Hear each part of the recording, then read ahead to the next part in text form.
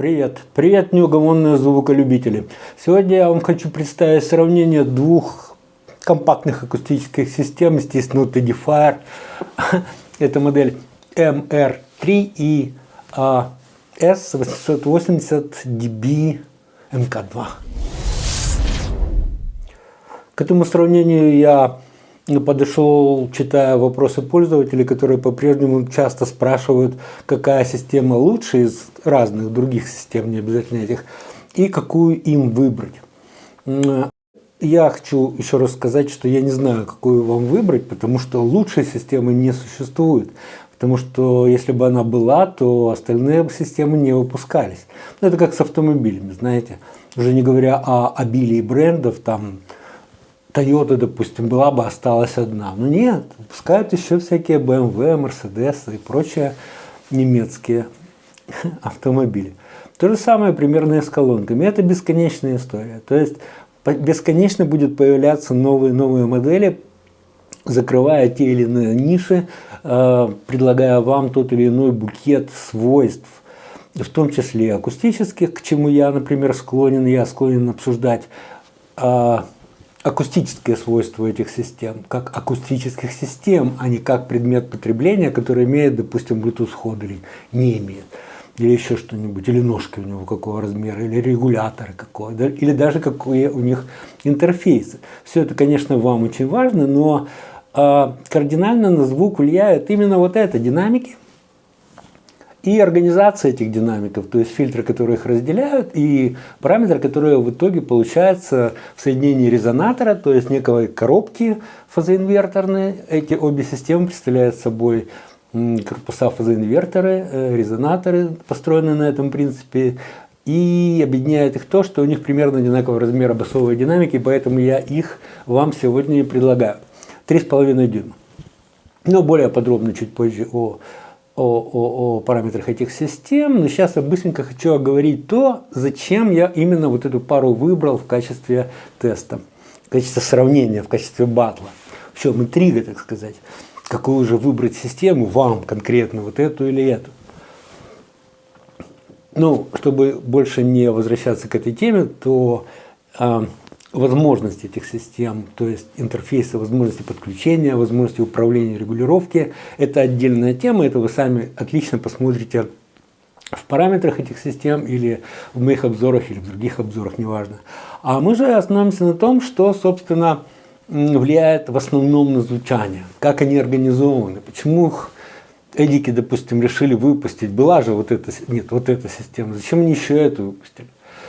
Рассказываю. Во-первых, вот эта система относится к лакшери серии, то есть S-серии. Edifier – это топовая линейка. А это относится к линейке мониторов. Прошу вас не употреблять этого слова применительно к этим колонкам, но Edifier их так называют, и многие пользователи их так радостно называют. Видимо, они что-то мониторят с помощью этих мониторов. Ну, сами Edifier пишут там на сайте, что они могут найти применение, например, для редактирования видео, еще что-то, редакторских работ. Конечно, может быть. Но просто для студийного человека мониторы означают, даже не только досмотрят, устройство контроля звука. При записи, сведении, накоплении хотя бы материала, то есть чего-то связанного с профессиональной работой со звуком. А эти системы, к сожалению или к счастью, не знаю, они ни по каким параметрам не подходят под это определение. Но вот в качестве мониторов для редактора видео, вполне, наверное, может быть, да, можно с ними что-то еще делать, музыку там слушать какую-то, тихонечко, в ближнем поле, в очень ближнем поле. Да? То есть, не надо меня спрашивать, на комнату 25 метров они подойдут или нет. Я не буду вообще отвечать, мне не интересно. Так вот, в чем же интрига, так сказать? Почему я выбрал именно эти колонки для сравнения? Потому что в этой есть биампинг, а в этой нет. Я забыл представить, это MR3, это 880 dB. Не знаю, что у меня там при редактировании этого видео получится, чтобы еще раз было понятно. Вот это вот более продвинутая S-серия, это Edifier с биампингом, с титановым твиттером 1,25 дюйма и 3,75 дюйма, басовый динамик тоже с алюминиевым диффузором. Это же мониторы, но без биампинга, то есть некий усилитель работает на пару динамиков, которые разделены каким-то фильтром пассивным. То есть, грубо говоря, это классика вообще. У меня колонки за спиной стоят, это благородная стерео-пассивная пара, которая обеспечивает стереопанораму, в которых динамики разделяются некими пассивными фильтрами. Вот эти активные фильтры, конечно, лучше, но благородное стерео все-таки тяготеет к более простым, проверенным десятилетиями решениям, то есть к пассивным фильтрам. И вот интрига. Какие из них вам понравятся лучше? Я вам дам послушать в конце этого видео свой обычный набор треков, нарезку. Оригинал, одна колонка, вторая колонка. Значит, чтобы вы могли представить себе это. Более детально можно взять, зарядить себе видеообзор мой. Там, этой системы. Там есть, в частности, звучание и переключать, когда вам удобно, сравнивать, что-то выискивать. Ну, конечно, это все нужно делать живьем, где-то в магазине, у знакомых. А поставить рядом две эти системы можно только в крупном каком-то, видимо, хабе, магазине, не знаю, вам решать. Поэтому я вам предлагаю вот то, что человек богат, так сказать. Да, записано это все было вот здесь, вот в моей комнате. Я тут предпринял некоторые способы ухода от отражений всяких паразитных. То есть записано более-менее ничего, в частности, басов там очень мало, поэтому это говорит о том, что, по крайней мере, комната не гудит. В том месте, где я писал, по крайней мере, это очень важно, потому что записи из комнаты в основном страдают в басовом регистре. Да, так вот вы сможете сравнить и сделать для себя вывод, вам попроще лучше или помоднее. Помоднее, понимаете, вся студийная техника вот в студиях построена на биамперке, то есть нет с пассивными делением уже давно не делают студийных настоящих мониторов.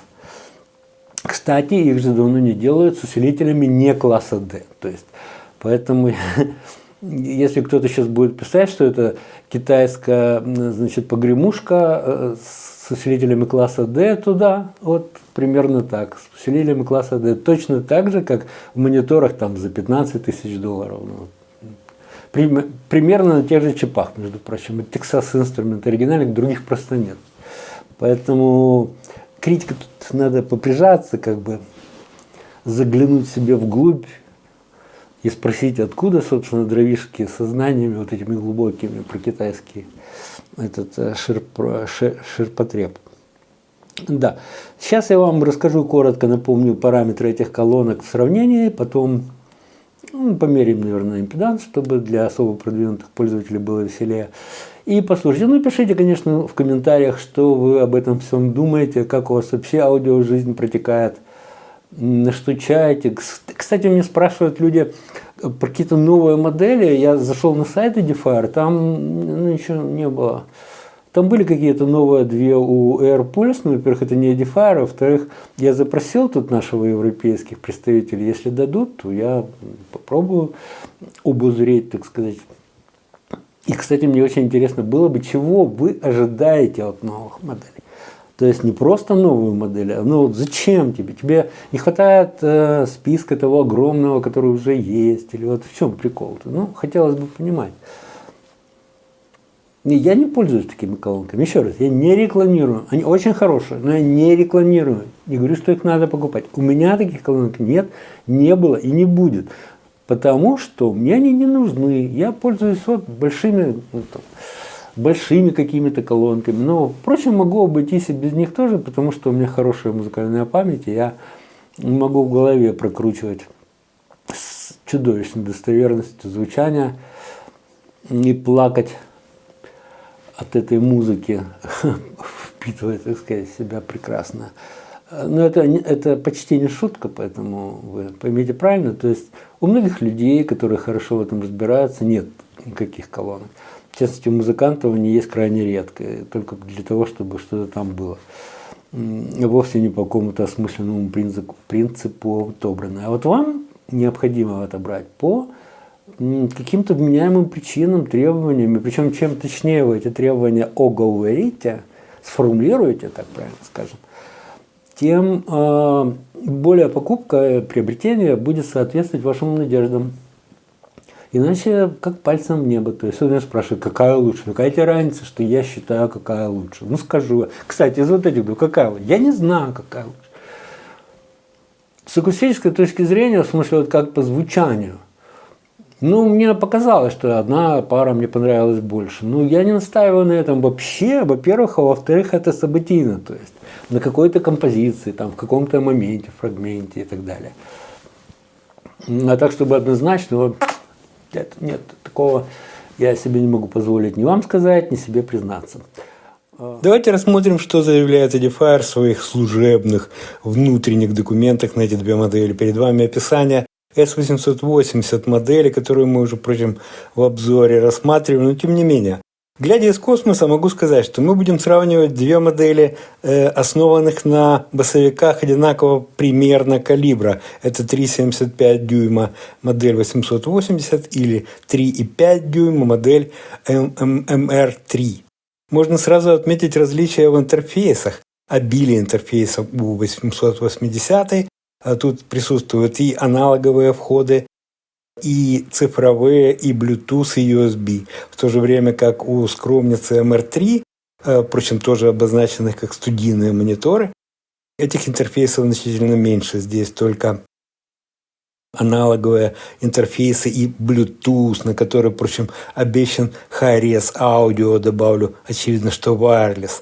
Так или иначе, эта модель сделала по минимуму возможностей коммуникации, модель 880 сделана по максимуму.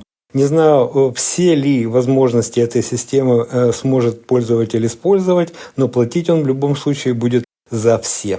В то же время, как эта модель лишена многого и кое-чего вам может не хватить, поэтому и стоит выбирать.